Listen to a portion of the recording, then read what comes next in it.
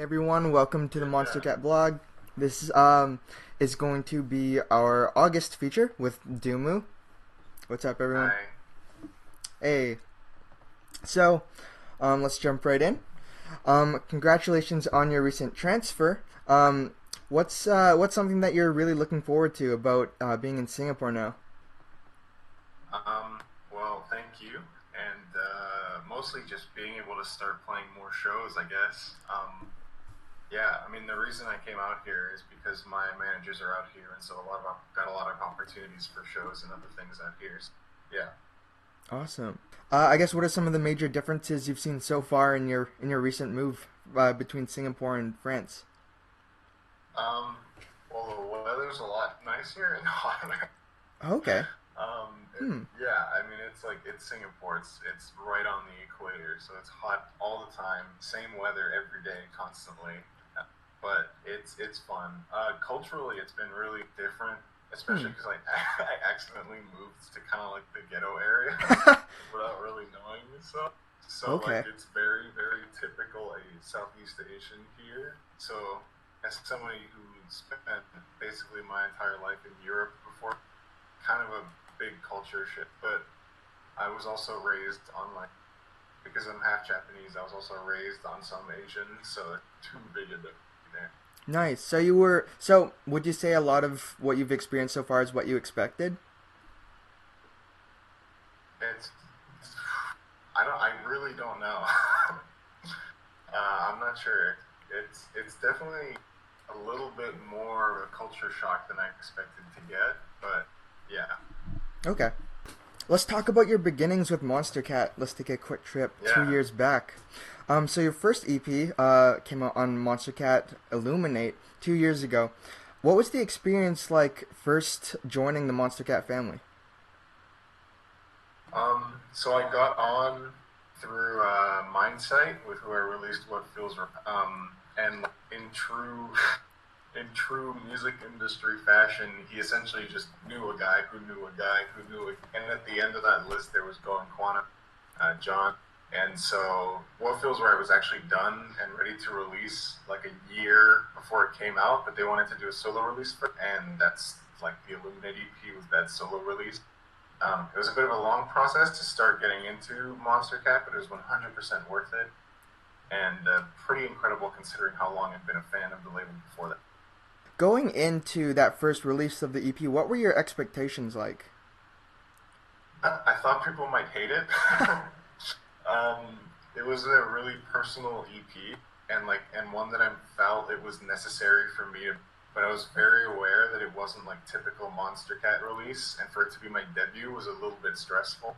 Hmm. Um, but yeah, Okay.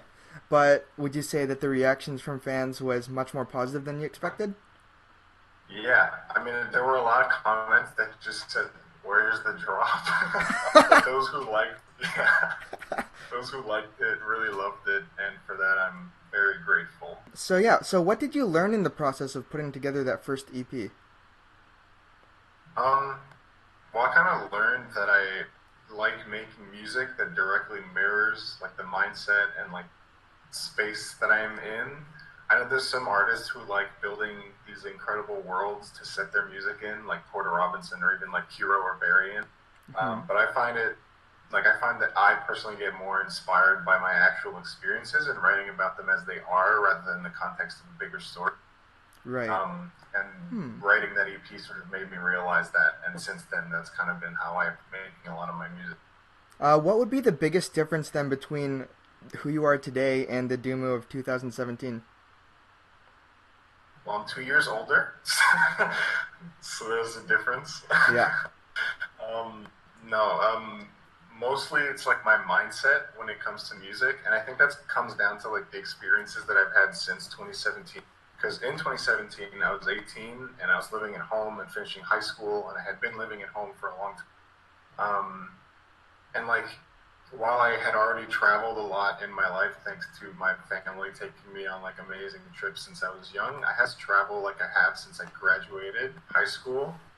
Because like Right. after high school, I moved to the UK for 2 years, which was already kind of a new experience, Oh. despite the fact that I'd gone there a bunch of times. I've traveled to LA twice since then, and around Asia, including Singapore and like Manila, a bunch of times now.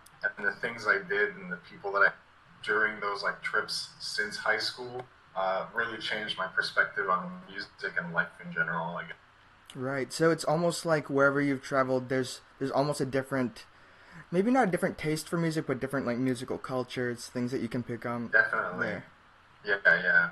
And even just like the people that I met, like going to LA, for instance, this summer and meet all the people that I have, just hearing all their perspectives on music and stuff is very inspiring and, inspires me to have a different, like to progress my mindset, I guess. Yeah.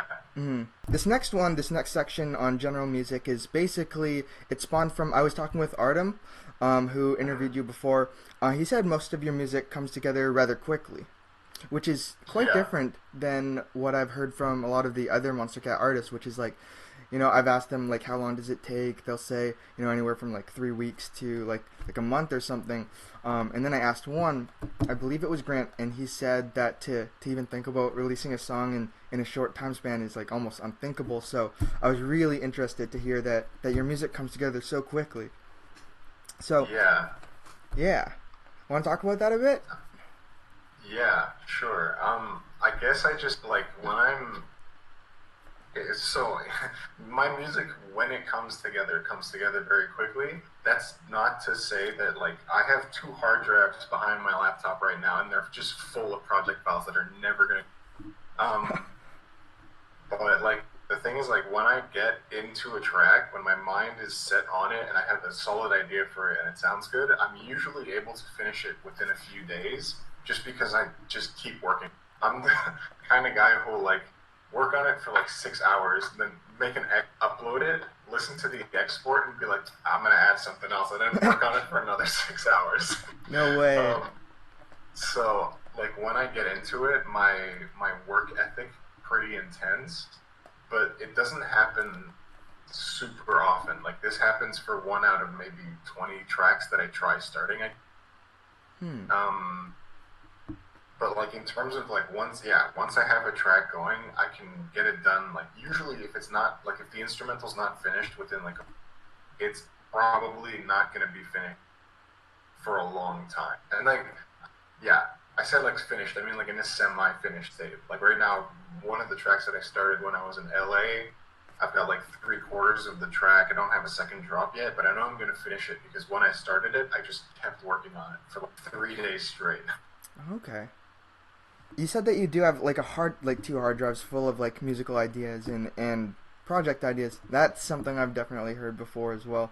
A lot of artists like to write down their ideas and then come back to it later. Is that something that you do as well? Um, Sometimes, surprisingly, most of the time, I tend to just if there's an idea that started and it's on my hard drive, that usually means I'm not gonna finish. Um, if it's on my like just my computer, I don't know. Like I don't often go back to older ideas. Whenever I do, it's usually because I'm super low on inspiration and I find something from an old idea to be like, okay, maybe I can use Okay, so it's more this. like triggering something from then rather than actually using it. Yeah, yeah. Huh. Sometimes I'll like export out little sections. Like I'm like, oh, I'll just export the art out and just drop it in my new project file or something. Or like this lead's cool, so I'll take it, write a new chord progression, and make a whole new track out of it. Um, but yeah, most of the time, the old ideas are the ones that I make and then like just sort of throw onto the hard drive, the external hard drives. I tend to not finish, but I sometimes go back to them if I'm like low on inspiration, looking for something to add. Okay, I see. So, in your life, what would you say has had the biggest influence on your music? I mean, like I said earlier, the people that I've met and the places that I've gone traveling over the past 2 years, more than anything, probably. Because, like, I mean, just again, like I said, I was in LA like just over a month ago, and I went for 2.5 weeks, and I got to hang out with a lot of friends that I already had, met in real life, and I got to meet more people in real life. I got to meet Smile, and I got to like hang out with Jaren. I don't know if you've heard of Jaren's been Yep. on the rise lately. Hmm. And just being around them is really inspiring, just because they all have such different like mindsets and philosophies when it comes to music, and hearing their point of view just like feeds my own point of view more, and then Okay. I'm able to have to be more inspired. Like I left that LA trip very inspired. Another thing that you've said in the past is that you don't like to particularly confine yourself to a certain genre. Um, so, aside from that, do you have a particular philosophy or a set of guidelines that you follow when creating music? Um, I guess just be passionate is like the main one. Um, what you like, make what you feel, because if you're not personally invested in a project that you're making, it just won't turn out as good. Hmm. And that doesn't necessarily mean like emotional, right? Like if you're super invested in making this banger as hard as possible, that's just as valid. Um, so yeah, I think just you need to be personally invested, and that's kind of what I've, especially after this trip to LA, like I mentioned, that's like been my mindset, like for making a lot of the music that I've been making since then. Over the past year, you've Yeah. been pretty active on your YouTube channel, putting out speed beats videos. Tell me a bit about the series. What do you do in each video? What's it about? Yeah, I haven't actually done one in a while, because I've been traveling and moving to Singapore from Europe, Mm. which is a bit of a process. But it's basically just a series where I usually have my Instagram fans like suggest rules, for me to make music, like to follow while I make a beat, and then I'll select three of them at random by putting them all in a randomizer, and yeah, and then I have an hour to make a beat using like following those three rules. Oh, that's so cool. Huh. Yeah, That's such a it's creative something that we idea. used to do. Yeah, it's something that we used to do with my friends all the time. We would just call them challenges or beat competitions. We would just hop on a call, and then we'd go around like the order of the call like three times. Everybody would just give a random word or just like an idea. We throw it into a randomizer, hit it three times, and then we all have an hour to make a beat. And then we'd all come back on the call and like show each other what we made. It's a good way Awesome. to get ideas started and get creativity flowing. So when did you decide to start doing this? Like how long ago? I the first one was ago. I really don't remember when I started them. It was a while ago. I was looking. I wanted to do more YouTube video content, because the reason for that was because a lot of Twitch streams. But in my apartment last year, the internet was not good enough for me to stream. So I was Hmm. like, let's do some video content on YouTube instead. Um, so I decided to do it then, and I was thinking of ideas, and then I thought, well, why don't I just take the beat competition thing that we do with my friends and turn it into a series? And so I, It's so cool. yeah, I'm hoping this year, now that I'm here and I'm gonna have better internet, I kind of want to make a hybrid of the two. So like I'll do like the speed beats live, and then edit them and put them up on YouTube or something. Yeah, that would be really cool to see it throughout the whole process. Yeah, yeah. Which one has been your favorite to do so far? I don't, I don't remember. I don't even remember all of them at this point. I think the one where I had to use Minecraft sounds was pretty fun. I mean, they're all fun because it's just like a challenge. It's just like, hey, Hmm. here's these three wacky rules, and you've got an hour to make a song. Good luck. Plus, you're under pressure because you're being filmed. um, I think the third one that I did wasn't very fun because I had already recorded the episode and all my audio just messed up, so I had to just make a whole new episode like a day after I had already done everything else. Oh Um, boy. so that was definitely my least favorite, but my favorite one is just all the other ones, I guess, because they just went smoothly and they're just fun to do. A lot of your music sees you collaborating with other independent artists, especially vocalists.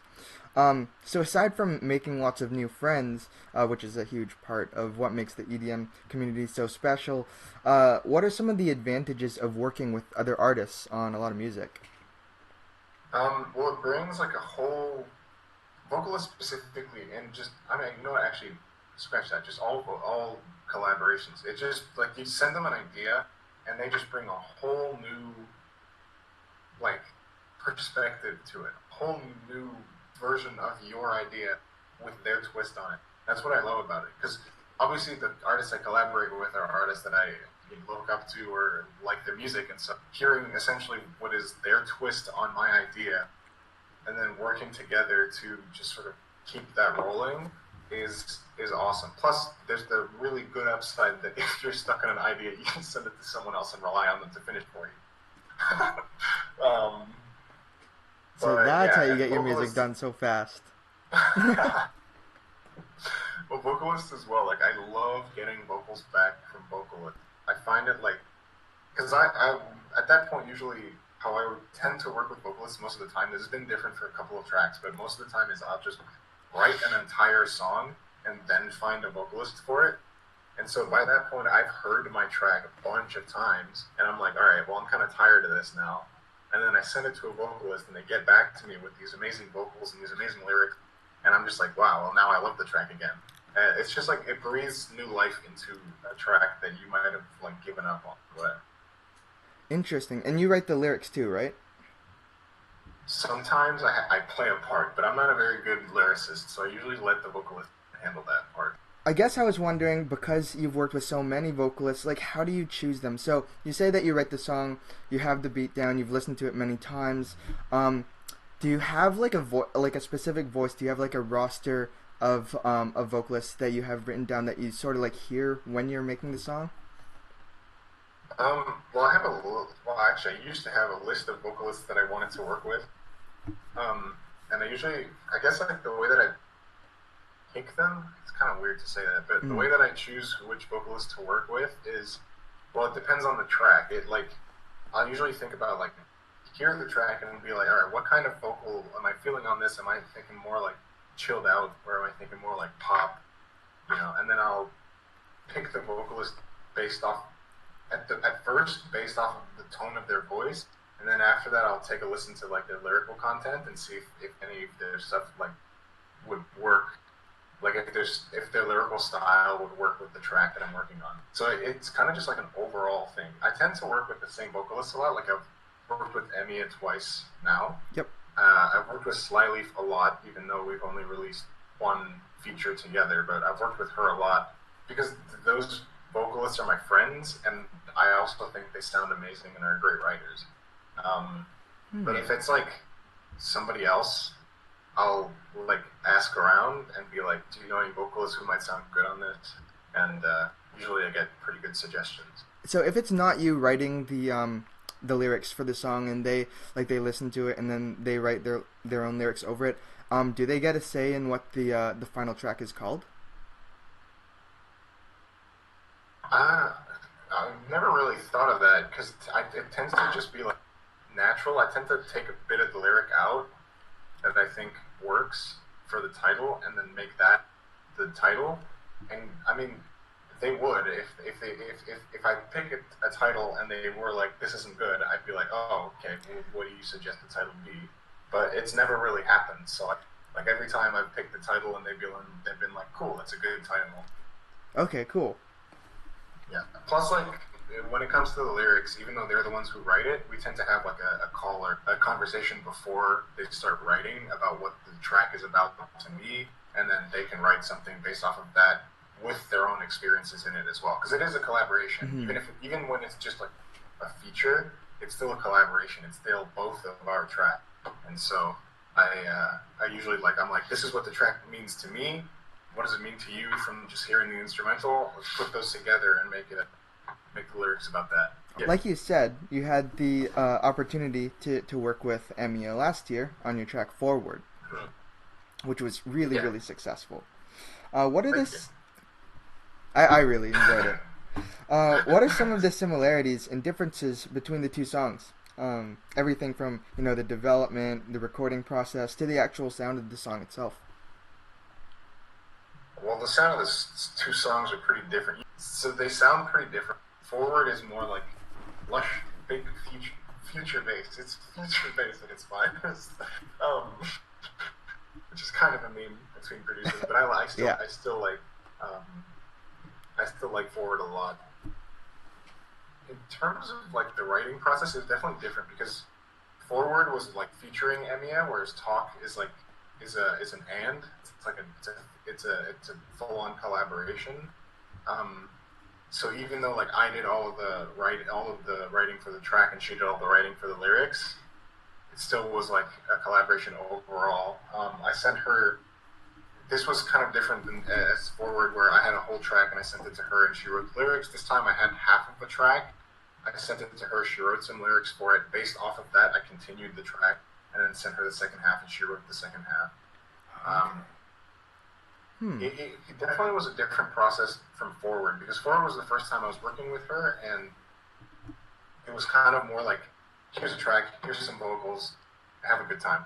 Hmm. This one was more of a collaboration, where it's like every now and again we'd have conversations about like what the track was supposed to be about, what you know, kind of like I was saying just before, what it was supposed to be about, what we felt was like appropriate for lyrical content, and then like it usually devolved into a bigger conversation about what music means to us, and I think that helped shape the track into like a more meaningful, um, just a more meaningful track in general, I guess, because it was full on collaboration.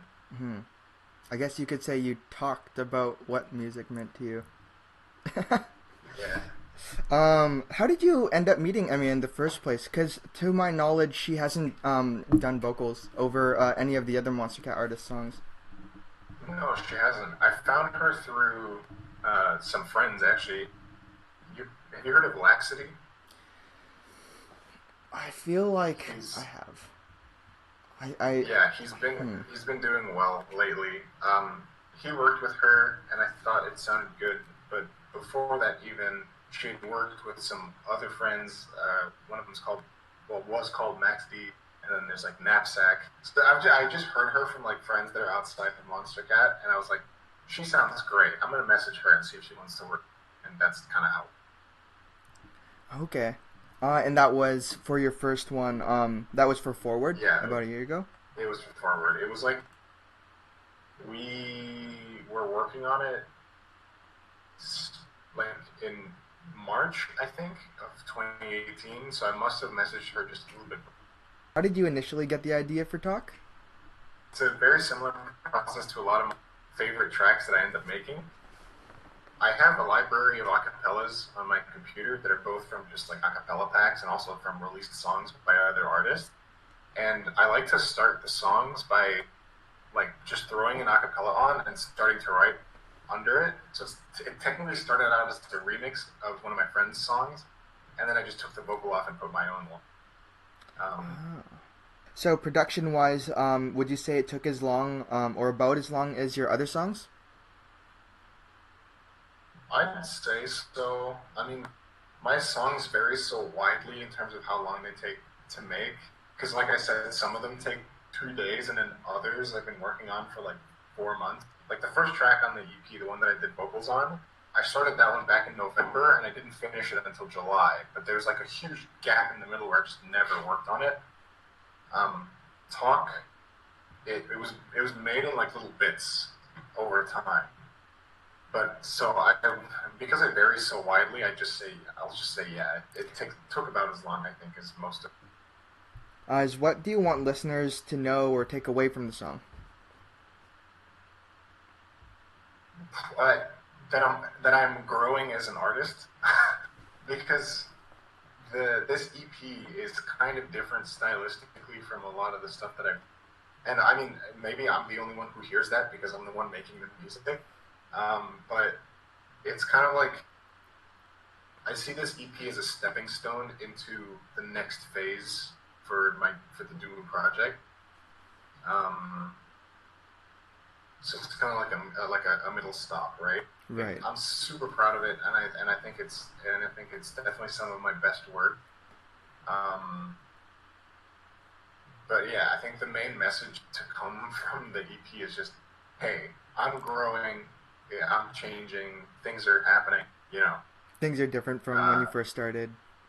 yeah, I mean, the difference even just between Illuminate and Forward is just like worlds apart. Um, but yeah, it's just natural artist progression.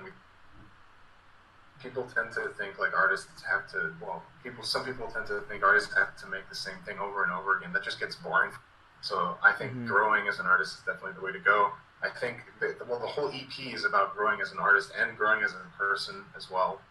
Um, and so, yeah, I mean, the title is just talk with an exclamation point, which is essentially just me just yelling, just speak, come on, speak up.